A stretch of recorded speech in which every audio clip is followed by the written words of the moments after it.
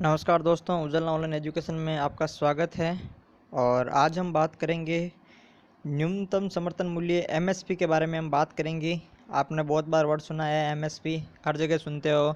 सरकार ने एमएसपी इतनी तय की है, न्यूनतम समर्थन मूल्य न्यूज़पेपर में भी बहुत बार आता है।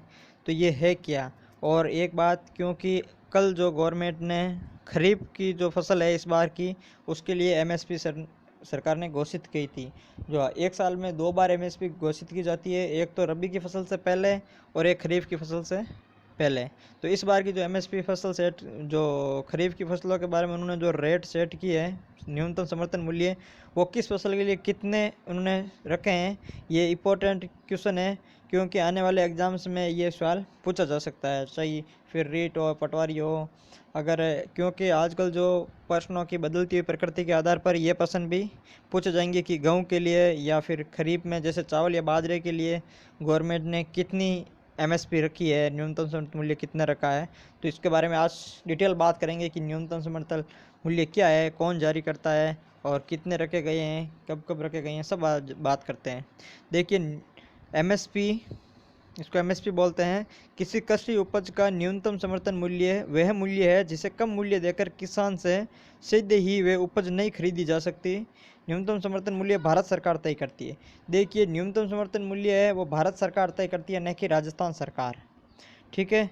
इसमें जो मूल्य तय करती है उससे कम मूल्य देकर किसान वह उपज नहीं बेचता, अर्थात कोई भी उस मूल्य से कम में उपज नहीं खरीदता। कोई भी व्यापारी अगर उपज खरीदेगा तो जो एमएसपी गवर्नमेंट ने तय की है, अगर उससे ज़्यादा में अगर खरीदेगा तो किसान उसे बेच सकता है। यदि वो उससे ज़्यादा नहीं खरीदेगा तो उसके लिए फिर गवर्नमेंट उसको खरीदेगी। तो देखिए, उदाहरण के लिए बात कर लेते हैं। उदाहरण के लिए, यदि चावल का एमएसपी है जो 2000 रुपये है प्रति कुंटल अगर निर्धारित किया गया है, यदि कोई व्यापारी किसी किसान से 21 रुपये प्रति कुंटल में धान खरीद सकता है, 2000 अगर एमएसपी तय की है तो 2100 में कोई व्यापारी खरीद सकता है, 2200 में खरीद सकता है, 2400 में खरीद सकता है। लेकिन यदि वो 1999 में यदि 1 रुपये भी कम में अगर खरीदना चाहता है तो वो खरीद नहीं सकता, क्योंकि फिर किसान उससे नहीं बेचेगा, फिर गवर्नमेंट उनसे 2000 में खरीदेगी। ठीक है। देखिए, क्या होता है एमएसपी और किसानों को इनसे कैसे फ़ायदा मिलता है। देखिए, किसानों को उसकी फसल का लागत से ज़्यादा मूल्य मिले, इसके लिए भारत सरकार देश भर में एक न्यूनतम समर्थन मूल्य तय करती है।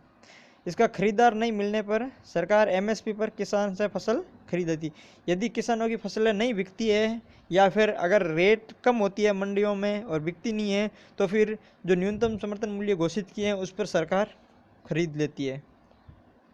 अगर किसी फसल का मान लो उत्पादन बढ़ जाता है और बिक्री मूल्य कम हो जाता है, क्योंकि अगर मान लो जैसे बहुत सारा उत्पादन हो गया और मंडी में गए, वहाँ पर एक ही धान के बहुत सारी जो ज़्यादा उत्पादन वजह से ज़्यादा आ गई, क्विंटल माल आ गया, तो फिर वहाँ के जो जो भी बिक्री मूल्य है, वहाँ पे जो व्यापारी है वो कम कर देंगे, रेट कम में ही लेने शुरू कर देंगे। तो फिर वो किसान वहाँ पर नहीं बेचेंगे, फिर सरकार उनकी जो न्यूनतम मूल्य एमएसपी सेट की है वो उससे कम किसी भी हालत में वो नहीं बेच सकते, नहीं कोई खरीद सकता है। ठीक है। कृषि लागत मूल्य एवं मूल्य आयोग, इसको सीएसीपी। देखिए, सीएसीपी है जो कृषि लागत एवं मूल्य आयोग है, ये कृषि उत्पादों के न्यूनतम समर्थन मूल्य पर सलाह देता है। इस आयोग द्वारा 24 कृषि फसलों के न्यूनतम समर्थन मूल्य जारी किया जाता है। तो जारी कौन करता है? एमएसपी जारी करता है कृषि लागत एवं मूल्य आयोग। भारत सरकार के अंडर में जो एक आयोग है वो कृषि लागत एवं मूल्य आयोग है, सीएसीपी बोलते हैं जिसको। ये 24 कृषि फसलों पर मूल्य जारी किया जाता है। ये इंपॉर्टेंट प्रश्न है, पूछा जा सकता है प्रश्न।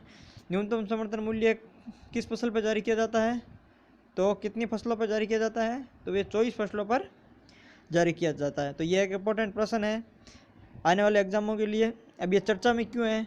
क्योंकि सरकार ने हाल ही में जो खरीफ की जो फसल है उसके लिए उन्होंने एमएसपी घोषित की है। क्या है न्यूनतम समर्थन मूल्य? न्यूनतम समर्थन मूल्य जिस पर किसानों द्वारा बेचे जाने वाले अनाज की पूरी मात्रा तय करने के लिए गवर्नमेंट तैयार रहती है। चलो, इसके बारे में हमने बात कर दी। सरकार न्यूनतम समर्थन मूल्य की घोषणा फसल बोने से पहले करती है। देखिए, सरकार हमेशा फसल बोने से पहले ही न्यूनतम समर्थन मूल्य की घोषणा करती है। जैसे अभी खरीफ की फसल की बुआई होने वाली है जून जुलाई में, जुलाई अगस्त में शुरू हो जाएगी, जुलाई में। तो सरकार ने अभी कल घोषणा कर दी थी खरीफ की मूल्य की। जैसे ही उसके बाद में जैसे ही रबी की फसल शुरू होगी उससे पहले गवर्नमेंट उसकी घोषणा कर देगी। तो फसल बोने से पहले ही इसकी घोषणा की जाती है। देखिए, एमएसपी की घोषणा सरकार द्वारा कृषि लागत एवं जो मूल्य आयोग की संस्तुति पर वर्ष में 2 बार, एक तो रबी के लिए और एक खरीफ के लिए वर्ष में 2 बार घोषित की जाती है। सीएससीपी है, यह भारत सरकार के कृषि एवं किसान कल्याण मंत्रालय, कौन से भारत का किस मंत्रालय के अधीन कार्य करता है सीएससीपी, कृषि लागत एवं मूल्य आयोग? भारत सरकार के जो कृषि एवं किसान कल्याण मंत्रालय है, इसके अधीन एक कार्यालय है और ये आयोग जनवरी 1965 में अस्तित्व में आया। तो सीएससीपी की स्थापना जनवरी 1965 किस मंत्रालय के अधीन कार्य करता है? कृषि एवं किसान मंत्रालय, भारत सरकार के अधीन। अब देखिए आगे बात करते हैं, ये सेम बात है, उसने 24 फसलों पर न्यूनतम समर्थन मूल्य जारी किया जाते हैं। और इसके अतिरिक्त गन्ने के लिए न्यूनतम समर्थन मूल्य की जगह उचित एवं लाभकारी मूल्य की घोषणा की जाती है। 24 फसलों के लिए न्यूनतम समर्थन मूल्य और गन्ने के लिए उचित एवं लाभकारी मूल्य की घोषणा की जाती है। चलो अभी एमएसपी के निर्धारक तत्व। अब एमएसपी के अगर निर्धारक तत्व की बात करें कि किन किन तत्वों को ध्यान में रखकर एमएसपी निर्धारित की जाती है, तो इसके बारे में बात कर लेते हैं। तो वो तत्व हैं, एक तो मांग व आपूर्ति, एक उत्पादन की लागत, एक घरेलू व अंतर्राष्ट्रीय दोनों बाजारों में मूल्य की प्रवृत्तियाँ, अंतर फसल मूल्य समता, कृषि एवं गैर कृषि के बीच व्यापार की शर्तें, इस उत्पाद के उपभोक्ताओं पर एमएसपी का संभावित प्रभाव। ये सब जो भी कारक है वो ध्यान में रखकर एमएसपी की घोषणा की जाती है कि किसान को ज़्यादा से ज़्यादा फायदा हो, किसान की आय दुगुनी, जो भी आय दुगुनी करनी है वो भी इसी का एक पार्ट है। तो इस हिसाब से किसान को कोई घाटा नहीं लगे तो गवर्नमेंट ये फसलें की न्यूनतम समर्थन मूल्य तय करते हैं।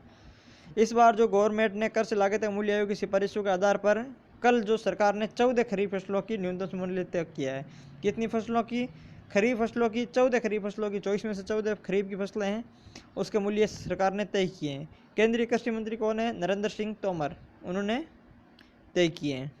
अब बात करते हैं कल जो भी मूल्य तय किए हैं वो किस फसल के लिए कितने कितने मूल्य रखे हैं 2020-21 के लिए बात करेंगे। और ये वेरी इंपॉर्टेंट क्वेश्चन है, रीट और पटवारी एग्जाम के लिए भी किसी में भी आ सकता है। तो देखिए बात करते हैं धान चावल के बारे में बात करते हैं। 2019-20 की एमएसपी कितनी थी चावल की? 1815। चावल दो तरह के होते हैं, एक तो सामान्य और एक ग्रेड ए किस्म के। धान बोलते हैं जिसे चावल को, तो सामान्य किस्म के चावल, और धान बोलते हैं जिसे ग्रेड ए किस्म के चावल को।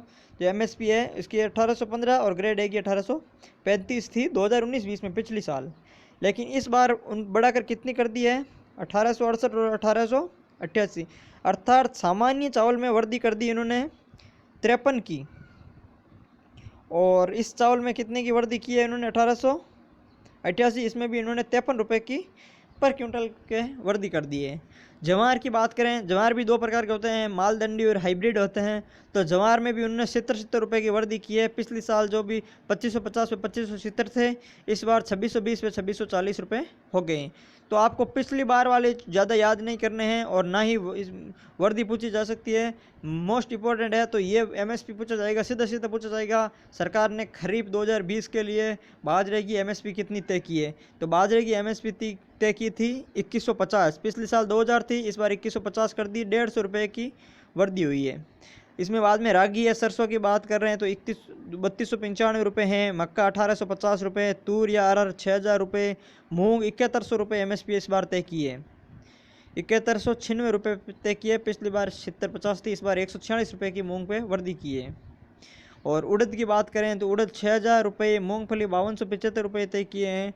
सूरजमुखी की बीज, सोयाबीन, तिल, ये 14 फसलें, राम तिल, कपास, मध्य रेशा व लंबा रेशा कपास में भी दो तरह की होती है, इसके 5515 व 2515।